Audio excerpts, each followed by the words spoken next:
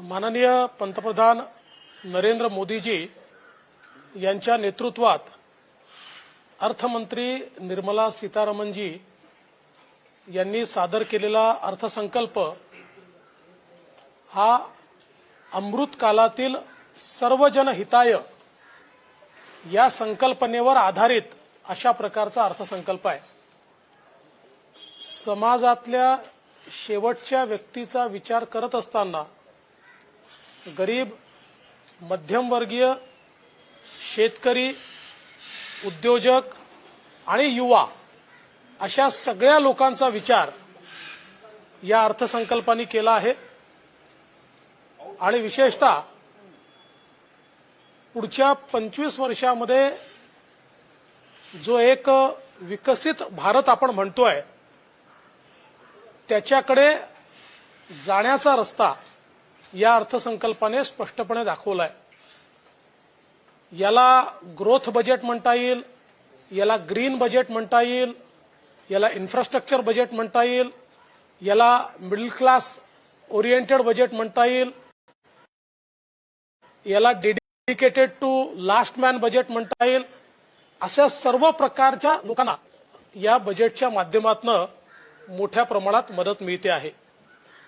विशेषतः 10 लाख कोटी रुपयाची इन्फ्रास्ट्रक्चरवरची गुंतवणूक ही देशामध्ये मोठ्या प्रमाणात रोजगार निर्मिती करणारी आहे आणि आपण बघितलं असेल की 27 कोटी लोक ईपीएफओच्या अंतर्गत येणं म्हणजे गेल्या 8 वर्षात फॉर्मल सेक्टरमध्ये वाढलेला रोजगार हा स्पष्टपणे दिसतोय आणि या इन्फ्रास्ट्रक्चर इन्व्हेस्टमेंटमुळे प्रचंड मोठा फायदा होणार आहे आणि त्यातही विशेषतः राज्यांना 50 वर्षाचं इंटरेस्ट फ्री लोन हे जे काही इन्फ्रास्ट्रक्चरमध्ये मिळणार आहे त्याच्यामुळे राज्यांना देखील आपलं पायाभूत सुविधांवरची गुंतवणूक वाढवण्याकरता एक प्रचंड मोठी मदत मिळणार आहे। विशेषतः शेती क्षेत्रामध्ये प्रचंड मोठी गुंतवणूक तर होतेच आहे, पण त्यासोबत नॅचरल फार्मिंग यावर दिलेला भर हा अत्यंत महत्वाचा आहे। 1 कोटी शेतकऱ्यांना नॅचरल फार्मिंगकडे वळवणं म्हणजे नैसर्गिक शेतीच्या माध्यमातून आज जी काही जमिनीचा नाश होतोय तो थांबवून त्याचा जो जलवायू परिवर्तन यावर इफेक्ट होतोय तो देखील थांबवण्याचा एक प्रयत्न या माध्यमातून होणार आहे आणि पहिल्यांदा सबसिडीच्या पलीकडचा विचार करून, सबसिडी तर आहेच पण त्याच्या पलीकडचा विचार करून डिजिटल आणि टेक्नॉलॉजीचा वापर हा आपल्याला फार्मिंगमध्ये कसा आणता येईल, शेती क्षेत्रात कसा आणता येईल, तंत्रज्ञान कसं आणता येईल याचा प्रयत्न या संपूर्ण बजेटने केलाय। महाराष्ट्राकरता तर ज्या प्रकारे सहकार क्षेत्राला या बजेटने महत्त्व दिलेलं आहे ते अत्यंत महत्त्वाचं आहे। आता आमच्या ज्या पॅक्स असतील, ज्या आमच्या प्राथमिक कृषी पतसंस्था आहेत यांना मल्टीपर्पज सोसायटीचा दर्जा मिळतोय। याचा अर्थ असा आहे की गाव पातळीवर आता सहकार मजबूत होणार आहे। त्यांना 20 प्रकारच्या वेगवेगळ्या योजनांमध्ये आता प्राथमिकता मिळणार आहे। म्हणजे आमच्या पॅक्स आता कोल्ड स्टोरेज पासनं तर पेट्रोल पंपापर्यंत कुठलंही काम करू शकतील अशा मल्टीपर्पज सोसायटी झाल्यामुळे स्थानिक स्तरावर रोजगार देखील वाढणार आहे। महाराष्ट्राच्या दृष्टीनं आणि विशेषतः साखर धंद्याच्या दृष्टीनं सगळ्यात महत्वाची घोषणा जर काही असेल तर मागच्या काळात माननीय नवीन सहकार मंत्री अमितभाई शहा यांनी पुढाकार घेऊन 2016 नंतरचा इन्कम टॅक्स हा रद्द केला होता, पण 16च्या आधीचा इन्कम टॅक्सचं काय असा प्रश्न होता। आजच्या बजेटमध्ये अत्यंत महत्वाची घोषणा केली आहे। 2016 पूर्वीचं केन पेमेंट किंवा एफआरपीचं पेमेंट हे एक्सपेंडिचर धरण्याचा निर्णय झालाय त्यामुळे ते एक्सपेंडिचर झाल्याबरोबर इन्कम टॅक्स या ठिकाणी लागणार नाही. म्हणजे महाराष्ट्रातल्या आणि देशातल्या पण प्रामुख्याने महाराष्ट्रातल्या आमच्या सगळ्या साखर कारखान्यांचा जो जुना इन्कम टॅक्स आहे 10,000 कोटी रुपयाचा, तो आता त्यांना भरावा लागणार नाही. त्यामुळे साखर उद्योगाला सगळ्यात मोठा बूस्ट, सगळ्यात मोठा फायदा हा मोदी सरकारने घेतलेला आहे. मी महाराष्ट्राच्या वतीनं माननीय पंतप्रधान नरेंद्र मोदीजी, निर्मला सीतारामनजी आणि विशेषतः याकरता पुढाकार घेणारे देशाचे सहकारिता मंत्री अमितभाई शहा यांचे मनापासून आभार मानतो. खरं म्हणजे इतक्या मोठ्या प्रमाणात या बजेटने वेगवेगळ्या प्रकारच्या क्षेत्राला मदत केलेली आहे. प्रामुख्याने इन्कम टॅक्सच्या संदर्भात हे बजेट मध्यमवर्गीयांचं एस्पिरेशन पूर्ण करणारं बजेट आहे. अनेक वर्षापासूनची जी मागणी होती, आज इन्कम टॅक्सच्या एक्झम्पशनची स्लॅब ही 5 लाखावरनं 7 लाखावर नेण्यात आली आहे आणि त्याच्याही पलीकडे अशा प्रकारचे एक्झम्पशन देण्यात आले आहेत की ज्याचं इन्कम 9 लाख रुपये आहे त्याला केवळ 45,000 रुपये इन्कम टॅक्स भरावा लागणार आहे. ज्याचं इन्कम 15 लाख रुपये आहे त्याला केवळ 1.5 लाख रुपये इन्कम टॅक्स भरावा लागणार आहे. म्हणजे मध्यमवर्गीय, निम्न मध्यमवर्गीय यांना प्रचंड मोठा दिलासा या बजेटने या ठिकाणी दिलेला आहे. विशेषतः युवांकरता, स्टार्टअप करता ज्या काही वेगवेगळ्या योजना घोषित केल्या आहेत त्या अत्यंत, मला असं वाटतं की रोजगार निर्मिती करणाऱ्या आहेत. आणि विशेषतः आमच्या ज्या एसएमईज आहेत, या एसएमईज करता क्रेडिट गॅरंटी स्कीमचा 2.0 म्हणजे सेकंड अवतार आणण्यात आलेला आहे, ज्यामध्ये पुन्हा एकदा एसएमईजला 2 लाख कोटी रुपयाची क्रेडिट गॅरंटी सरकार देणार आहे. आणि प्लस त्यांना जो काही रेट ऑफ इंटरेस्ट आहे त्यामध्येही 1% कपात केली जाणार आहे. त्यामुळे सूक्ष्म, मध्यम आणि लघु उद्योग जे आपले आहेत, जे सर्वात जास्त एम्प्लॉयमेंट जनरेट करतात, त्यांना मोठा फायदा होणार आहे. आणि विशेषतः कोविड काळामध्ये ज्यांचं फेलियर झालं अशा लोकांना त्यांची जी अडकलेली रक्कम आहे सरकारकडे, त्याच्या 90% पैसे परत करण्याचा निर्णय हा सरकारने घेतलाय. त्यामुळे कोविडमध्ये ज्यांचं फेलियर झालं असे उद्योग आता पुन्हा उभे राहणार आहे. ही देखील एक अत्यंत, मला असं वाटतं, महत्वाची गोष्ट ही या ठिकाणी आपल्याला पाहायला मिळणार आहे.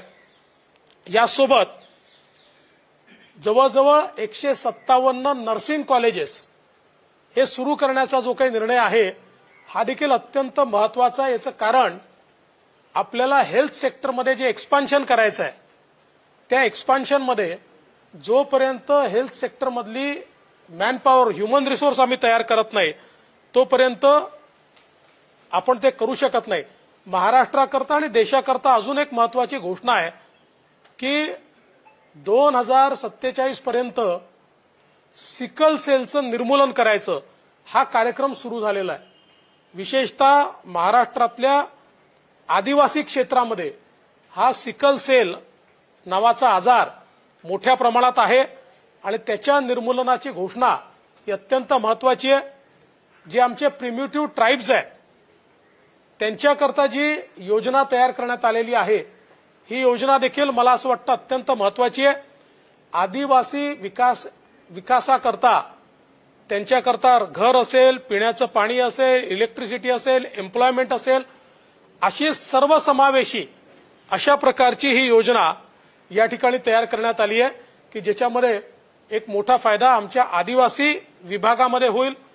यासोबत विशेषतः एससी, एसटी आणि ओबीसी यांच्याकरता ज्या काही योजना तयार करण्यात आलेल्या आहेत त्याच्यावर खूप मोठ्या प्रमाणात निधी देण्यात आलेला आहे.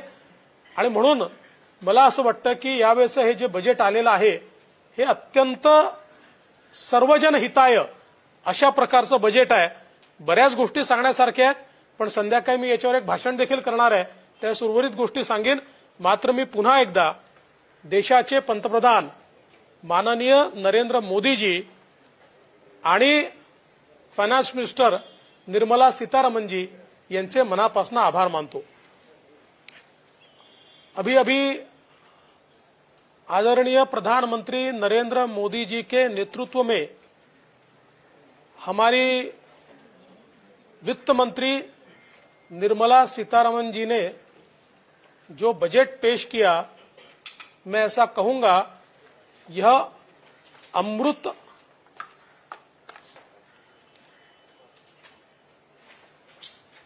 मैं यह कहूंगा कि अभी अभी पेश किया हुआ बजट ये अमृत काल का सर्वजन हिताय इस प्रकार का बजट है। इस बजट में जो लोग विकास में पिछड़े हैं, हमारे युवा हैं, हमारे किसान हैं, हमारे छोटे उद्योग हैं, हमारे मिडिल क्लास है, ऐसे सभी को मद्देनजर रखते हुए इस बजट की रचना की गई है। और विशेष रूप से इंफ्रास्ट्रक्चर के क्षेत्र में 10 लाख करोड़ का निवेश, ये अनप्रेसिडेंटेड है, अप्रत्याशित है।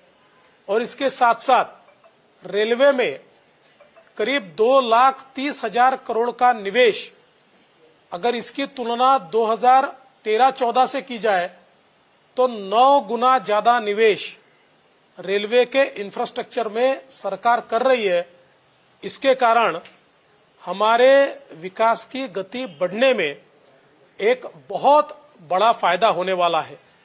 इसके साथ साथ विशेष रूप से राज्यों को करीब 1,30,000 करोड़ रुपया 50 साल के ब्याज मुक्त ऋण के रूप में दिया जाना, राज्यों में इंफ्रास्ट्रक्चर डेवलपमेंट में इसका एक बहुत बड़ा फायदा होगा। विशेष रूप से खेती किसानी के मामले में खेती किसानी को मात्र सब्सिडी तक सीमित न रखते हुए उसमें बड़े पैमाने पर डिजिटल इंफ्रास्ट्रक्चर तैयार करना, उसमें टेक्नोलॉजी का इन्फ्यूजन करना और उसको मार्केट के साथ जोड़ना, ये जो चीजें इसमें की गई है। ऋण को 20 लाख करोड़ तक बढ़ाया गया है। विशेष रूप से स्टोरेज फैसिलिटी का निर्माण ये इसमें किया गया है। और भारत को मिलेट्स का ग्लोबल हब, मिलेट्स को श्री अन्न कहा गया है, श्री अन्न का ग्लोबल हब इस रूप में डेवलप किया जा रहा है। गरीबों के लिए यह भी बहुत खुशी की बात है कि प्रधानमंत्री अन्न सुरक्षा योजना, जिसमें 80 करोड़ लोगों को मुफ्त में अनाज दिया जाता है, इसको भी 1 साल के लिए एक्सटेंशन दिया गया है, जो बहुत ही स्वागत योग्य है। इसके साथ साथ सहकारिता के क्षेत्र में बहुत महत्वपूर्ण बदलाव किए गए हैं।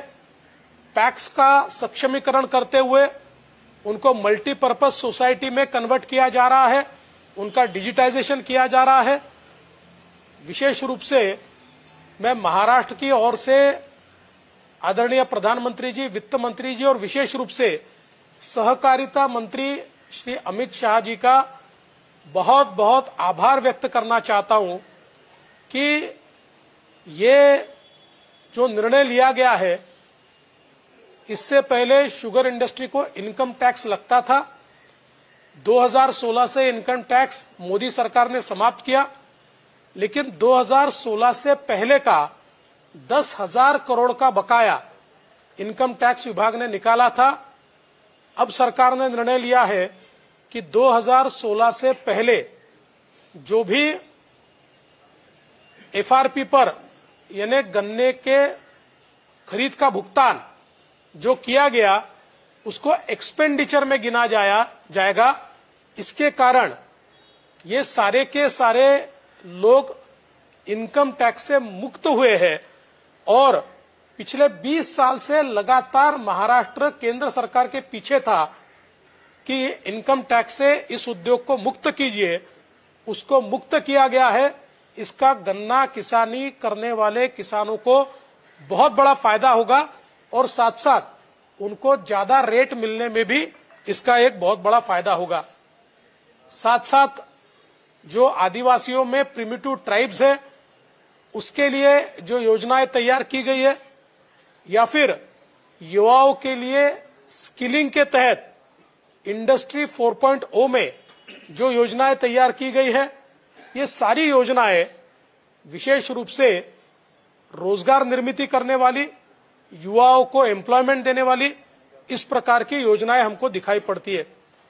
एनर्जी ट्रांजिशन के एक सेक्टर में विशेषतः ग्रीन एनर्जी की तरफ जिस तेजी से भारत बढ़ रहा है, मुझे लगता है दुनिया में इतना फास्ट ट्रांजिशन किसी और देश ने आज तक अपने विचारों में नहीं लाया और उसमें भी बहुत बड़ा निवेश किया है। और उसी का एक भाग इस रूप में जलवायु परिवर्तन को रोकने के लिए 1 करोड़ किसानों को नेचुरल फार्मिंग पर लाना, ये भी मैं ऐसा मानता हूं एक बहुत बड़ी पहल ये सरकार की ओर से की जाने वाली है। इसके साथ साथ विशेष रूप से मिडिल क्लास के लिए सबसे बड़ी घोषणा इनकम टैक्स के स्लैब में जो चेंज किया गया है और अब 5 लाख की जगह 7 लाख तक की इनकम को कोई टैक्स नहीं लगेगा, ये घोषणा निश्चित ही हमारे मध्यम वर्ग को सुख देने वाली है। 9 लाख इनकम वाले को केवल 45,000 रुपया टैक्स लगेगा और 15 लाख इनकम वाले को मात्र 1.5 लाख इनकम टैक्स लगेगा। इस प्रकार से लोगों के हाथ में पैसा रहे और लोग उसको स्पेंड करें तो डिमांड बढ़ेगी। ये सूत्र को हाथ में रखते हुए या सामने रखते हुए जो निर्णय लिया गया है, इसका निश्चित ही हमारे सामान्य जन को और मध्यम वर्ग को बहुत ज्यादा फायदा होगा। मैं ऐसा कहूंगा, कुल मिलाकर ये जो बजट है ये सर्वजन हिताय इस प्रकार का बजट है और इस बजट का हम बहुत बहुत स्वागत करते हैं, अभिनंदन करते हैं। सर, कांग्रेस ने कहा है कि बजट भले ही मिडिल क्लास को खुश करने वाला हो, लेकिन आगामी चुनाव को देखते हुए ये चुनाव बजट बनाया गया। एक दूसरा उन्होंने कहा कि ये प्रो कॉर्पोरेट बजट भी है। देखिए, कांग्रेस ने अपनी रिएक्शन सुबह ही तय की थी। कोई भी बजट आता तब भी वो यही रिएक्शन देते, इसलिए उनके रिएक्शन पे मैं क्या रिएक्शन दूं। सर, तेच परत एकदा की राजकीय निवडणुका किंवा सगळ्या गोष्टी डोक्यात ठेवून फक्त बजेट केलं गेलंय असा आरोप सगळ्याच गटात होते, म्हणजे राज्यात देखील आणि विरोधकांकडून। विरोधकांनी सकाळीच हे ठरवलं होतं की कसंही बजेट आलं तरी काय रिएक्शन द्यायची, हे सकाळीच लिहून ठेवलं होतं। तीच स्क्रिप्ट ते वाचतायत। त्यांनी बजेट बघितलंही नाही, त्याचा अभ्यासही केला नाही, बजेटच्या मेरिटवर देखील ते बोलत नाहीत, कारण मेरिट त्यांना पाहिजेच नाहीयेत। त्यांनी सकाळी जी रिएक्शन ठरवली तीच रिएक्शन त्यांना इको करायची आहे, म्हणून त्यांच्या रिएक्शनवर मी रिएक्शन द्यावी एवढा त्या रिएक्शन मध्ये दमच नाहीये। कलेक्शनवरून तुम्ही सांगितलं की रोजगारांचं वाढलेलं आहे, पण मागच्या 2 वर्षात सगळ्यात जास्त रोजगार अनऑर्गनाइज सेक्टर मधून गेलेले होते, त्याची आकडेवारी मात्र अजून पुढे आलेली नाही। आणि यात सगळ्यात महत्वाचं म्हणजे की जो लास्ट इयर जो प्रॉमिस केलेला एम्प्लॉयमेंटचा जनरेशन एक्सपेक्टेड रेट होता तो गाठण्यात सरकारला अपयश आलं असं वाटत नाही का यावर? पहिली गोष्ट तर ईपीएफओ मध्ये 27 कोटीचं रजिस्ट्रेशनचा अर्थच असा आहे की इन्फॉर्मल सेक्टरमधनं फॉर्मल सेक्टरमध्ये एम्प्लॉयमेंट वाढते आहे। आपण बघा 2013-14 आपल्या ईपीएफओ मध्ये फार तर 3 ते 4 कोटी रजिस्ट्रेशन होते, तिथपासून 27 कोटीवर आलोय। दुसरं असं आहे की आता जे एम्प्लॉयमेंटचे आकडे देखील जाहीर झाले आहेत ते बघितल्यानंतर कोविडच्या काळानंतर जगाच्या सगळ्या देशांच्या तुलनेमध्ये सर्वात fast formal sector employment create करणारा देश आपला भारत आहे।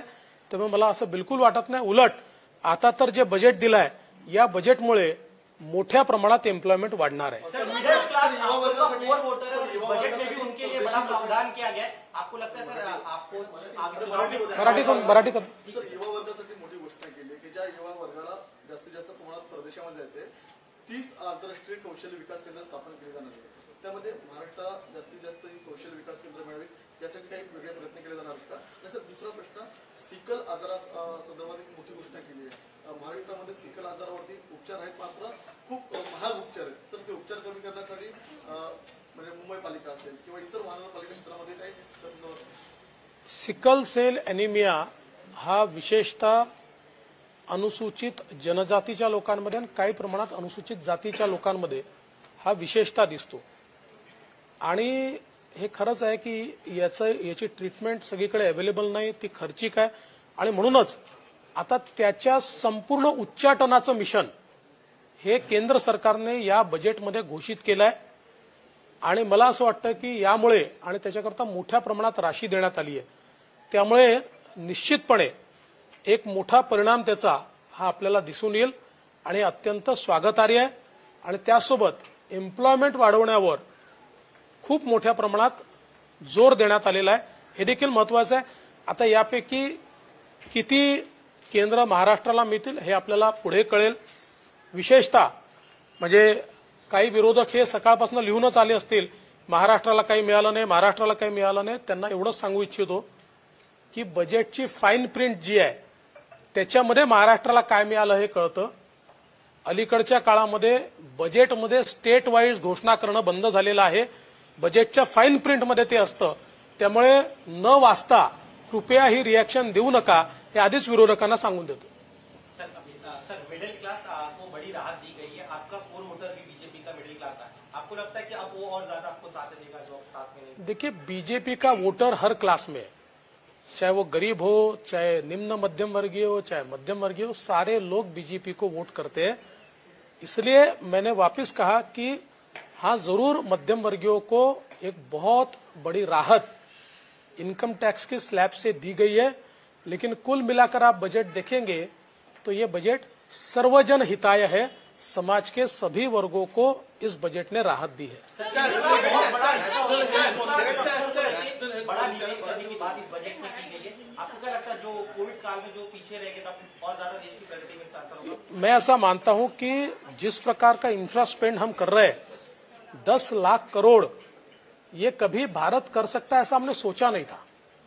और 3.2% ऑफ द जीडीपी हमने पिछले साल खर्चा किया है, जो मैं ऐसा मानता हूं किसी भी विकसनशील अर्थव्यवस्था के लिए 3% के ऊपर इंफ्रास्ट्रक्चर स्पेंडिंग करना ये अप्रत्याशित है, अनप्रेसिडेंटेड है. और मुझे लगता है अब उससे भी आगे हम लोग बढ़ रहे हैं. और कुल मिलाकर हम राज्यों को भी जो इंफ्रास्ट्रक्चर स्पेंडिंग के लिए केंद्र से पैसा देते हैं उसका विचार करें तो 4% से ऊपर इंफ्रास्ट्रक्चर स्पेंडिंग बढ़ रहा है. मैं ऐसा मानता हूं कि देश के लिए ये बहुत ही बड़ी बात है. सर, किसान योजना के तहत जो 11 लाख की आंकड़े जो है वो केंद्र सरकार ने बताए थे वो झूठे हैं, ऐसा आरोप जो है वो शिवसेना के एमपी कर रहे हैं. उनका मानना है कि 3 लाख लोगों को, 3 लाख किसानों को ही सिर्फ ये योजना का फायदा हुआ है. देखिए, ये जो महाभाग आप जिनकी बात कर रहे हैं शिवसेना के एमपी, उनको ना आंकड़े मालूम है, उनको आंकड़ा एक ही समझता है. वो कौन सा आंकड़ा है आपको बताने की आवश्यकता नहीं है, उनको वही आंकड़ा समझता है. मूल रूप से किसानों को जो पैसा हम देते हैं वो डीबीटी से देते हैं, तो डीबीटी में आंकड़ों की हेरफेर ही नहीं हो सकती. और 11 लाख नहीं 11 करोड़ किसानों को ये मिलता है. अकेले महाराष्ट्र में 1 करोड़ किसानों को मिलता है. और जब उनकी सरकार थी तब भी 1 करोड़ किसानों को सीधे उनके खातों में ये पैसा मिला. इसकी पुष्टि उनकी सरकार ने की है. इसलिए ऐसे आंकड़ेबाज लोगों की बात मुझसे मत पूछिए. सर, उनका ये भी कहना है कि जो बजट दिया गया है वो मिडिल क्लास का अगर सोचे तो वोट के हिसाब से बीजेपी ने. इसका जवाब तो दे दिया मैंने. इसका सर, हिंदी में जानना चाहेंगे सर. गोवर्धन को लेकर एक बड़ा अनाउंसमेंट किया गया कि आने वाले दिनों ऑर्गेनिक खेती होगी. किसानों को कितना फायदा पहुंचने वाला है, क्योंकि एक बड़ा तबका किसान है. देखिए, मैं ऐसा मानता हूं कि आज खेती किसानी के सामने सबसे बड़ा प्रश्न अगर कोई होगा तो वो प्रश्न है आज जलवायु परिवर्तन का जो इफेक्ट खेती पर हो रहा है. बहुत बड़े पैमाने पर रोग आते हैं, फसल खराब हो जाती है, इनपुट कॉस्ट बढ़ गई है क्योंकि इतने महंगे महंगे स्प्रेज, फर्टिलाइजर्स यूज करने पड़ते हैं, कीटनाशक यूज करना पड़ता है. इसका जवाब नेचुरल फार्मिंग में है, क्योंकि नेचुरल फार्मिंग में इनपुट कॉस्ट कम है, नेचुरल फार्मिंग में जो डिसीज है वो कम है, और नेचुरल फार्मिंग के कारण हमारी जो जमीन है उसका स्तर भी बढ़ता है, और जलवायु परिवर्तन का कम से कम असर यह नेचुरल फार्मिंग के कारण हमारी खेती किसानी पर होता है। इसी के मद्देनजर फार्मिंग को नेचुरल फार्मिंग की ओर ले जाने के लिए 1 करोड़ किसानों का जो टारगेट रखा गया है, मैं ऐसा मानता हूं कि एक बहुत ही महत्वपूर्ण इस प्रकार की यह पहल है। इससे किसानों की इनपुट कॉस्ट कम होगी, किसानों की जो रियलाइजेशन है वो ज्यादा बढ़ेगा, और विशेष रूप से खेती में जो सस्टेनेबिलिटी है वो हम ला पाएंगे। ये जो पूरा बजट हुआ है, इस बजट आया है, इसमें स्टार्टअप और एक्सपोर्ट पे ज्यादा फोकस किया गया है। आपको लगता है ये जो बजट है वो इंटरनेशनल लेवल पे इंडिया को अलग लेवल पे लेके जाएगा?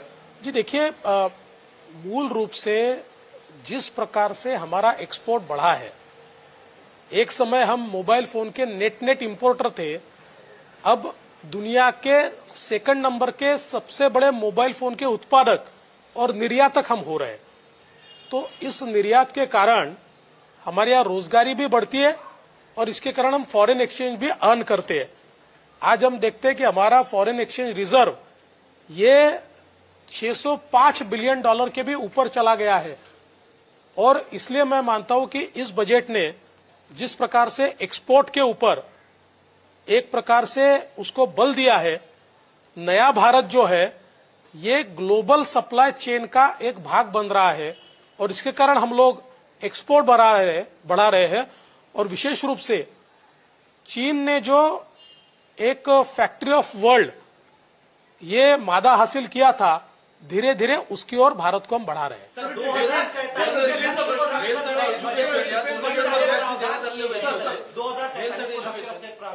इसके पहले होता था कि कोई भी सरकार को तत्कालिक गेन के बारे में सोचती थी। क्या अब यहाँ से आगे यही माना जाए कि कोई भी बजट होगा वो लॉन्ग टर्म प्रोसेस को देखते? देखिए, बजट 1 साल का होता है, लेकिन उसका असर सालों तक होता है। इसलिए कभी भी बजट करते समय उसको अगले 10 साल में उसका परिणाम क्या होगा इसका विचार किया जाना चाहिए। लेकिन मोदी जी बहुत आगे की सोचते हैं। भारत जब 100 साल का होगा तब किस प्रकार का भारत होना चाहिए, इसको मद्देनजर रखते हुए ये बजट रखा गया। हेल्थच्या बजेटमध्ये सेक्टरमध्ये आधीचे ज्या पॉलिसीज होत्या त्याचे आता म्हणजे जे राष्ट्रीय आरोग्य अभियान असेल किंवा शिक्षण याचे फंड्स यावर्षी कमी करण्यात आले, नक्की काय कारण आहे? नाही, कोणी सांगितलं तुम्हाला कमी केले आहेत म्हणून? बिलकुल चुकीचं आहे. त्याचे फंड्स कुठेही कमी केलेले नाही, कुठेही फंड्स कमी केलेले नाहीत. काही नवीन योजना सुरू केलेल्या आहेत, त्या नवीन योजनांनाही वेगळे फंड दिलेले आहेत. त्यामुळे शिक्षण आणि आरोग्यावर कुठेही पैसा कमी न करता तो पैसा वाढवण्यात आलेला आहे. बजेटमध्ये इतर वर्षांच्या तुलनेमध्ये आता जवळपास 17% हे डिफेन्सचं बजेट वाढवण्यात आलेलं आहे. या बजेटकडे तुम्ही कसं पाहता? डिफेन्समध्ये मुळात डिफेन्स बजेट वाढण्याचं एक महत्वाचं कारण हे आहे की आता आम्ही मेक इन इंडियावर जोर दिलेला आहे. पूर्वी आपलं सगळं शस्त्रास्त्र जे होते हे आम्ही इम्पोर्ट करायचो, पण आता मोठ्या प्रमाणात आपण देशी शस्त्रास्त्र तयार करणं सुरू केलं. आपण बघितलं असेल रिपब्लिक डे परेडमध्ये देखील ज्या तोफा चालवण्यात आल्या त्याही देशी होत्या, जे अस्त्र डेमॉन्स्ट्रेट करण्यात आले तेही आपल्या देशातले होते, जवळजवळ 70% आपल्या देशातले होते.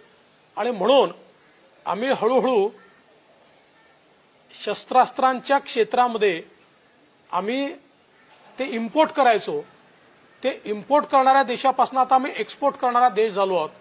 30 पेक्षा जास्त देशांना आता आम्ही एक्सपोर्ट करतो. कई दिनों से जो लगातार विरोधी कहते हैं कि कई इंडस्ट्रीज मुंबई से महाराष्ट्र से बाहर जा रही है, क्योंकि कोविड वाला जो आपका एक है, कोविड को लेकर कई सा जो घाटे में है वो फिर से आ जाएंगे वापस. और चीनी वाला जो शुगर का लगता है कि महाराष्ट्र फिर से एक बार नंबर 1 हो जाएगा. जो इंडस्ट्रीज तमाम आएंगे महाराष्ट्र में. देखिए, बाहर तो ऐसे कोई गया नहीं, एक नैरेटिव तैयार किया गया है. लेकिन मैं ऐसा मानता हूं कि निश्चित रूप से महाराष्ट्र में बहुत बड़े पैमाने पर इंडस्ट्री आएगी, और विशेष रूप से चीनी के क्षेत्र में जो 2016 के पहले का 10,000 करोड़ का इनकम टैक्स चीनी मिलों पर लगा था, उसको समाप्त करने का काम मोदी सरकार ने किया है और हमारे सहकारिता मंत्री अमित भाई शाह ने किया है. मैं ऐसा मानता हूं ये सबसे बड़ी पहल है, सबसे बड़ी पहल है.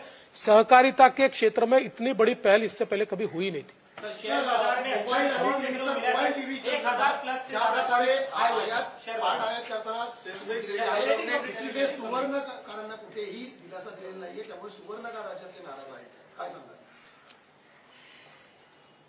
क्या पूछा था आपने? शेयर बाजार में सर जबरदस्त रिस्पॉन्स देखा. देखिए, शेयर बाजार जो होता है ये एक सेंटिमेंट होता है और इन्वेस्टर्स का सेंटिमेंट ये इस बजट से बढ़ा हुआ दिखाई पड़ता है और विशेष रूप से इनकम टैक्स के स्लैब में जो अंतर होता है उसके कारण एक डिस्पोजेबल इनकम ये जब सामान्य व्यक्ति के हाथ में आती है तो उसको वो खर्चा करता है तो उससे चीजों की डिमांड बढ़ती है, तो उससे इंडस्ट्री को भी एक फायदा होता है. तो इसलिए जब इस प्रकार का कोई एक बजट आता है और विशेष रूप से इंफ्रास्ट्रक्चर के क्षेत्र में 10 लाख करोड़ का निवेश, ये 32 कोर इंडस्ट्री को बूस्ट देता है. 32 कोर इंडस्ट्री इससे बूस्ट होती है, तो मुझे लगता है कि इसके कारण इसका भी बहुत बड़ा फायदा होता है. सर डिफेंस को इस बार 13% ज्यादा पिछले साल से दिया गया है. इसको हिंदी में पूरा डिसाइड कीजिए कि जिस तरह से मेक इन इंडिया का प्रोसेस चला और ये जो मैसेज है वो पाकिस्तान में चाइना को किस तरह से आप देखने जाएगा. देखिए, पहली बात तो यह है कि भारत ने जो हमारा डिफेंस कैपेबिलिटी है उसमें मेक इन इंडिया में बहुत बड़ी पहल मोदी सरकार में की है और आज हम बहुत ज्यादा वाइटल हमारा जो शस्त्रास्त्र है उसको आर्म्स एंड एम्युनिशन को भारत में तैयार कर पा रहे हैं. रिपब्लिक डे परेड में हमने देखा 70% जो हमारे शस्त्रास्त्र शोकेस किए गए थे वो मेक इन इंडिया थे और मुझे ऐसा लगता है कि अब भारत एक शस्त्र संपन्न और मजबूत देश के रूप में उभर रहा है और आज तक आर्म्स एंड एम्युनिशन का नेट इंपोर्टर भारत अब आर्म्स एंड एम्युनिशन को एक्सपोर्ट भी कर रहा है. ये भी बहुत महत्व की बात है. मुझे लगता है देश को प्राथमिकता देना, देश की सुरक्षा को प्राथमिकता देना, ये इसमें से हमारे सामने आता है. Okay, thank you. Thank you.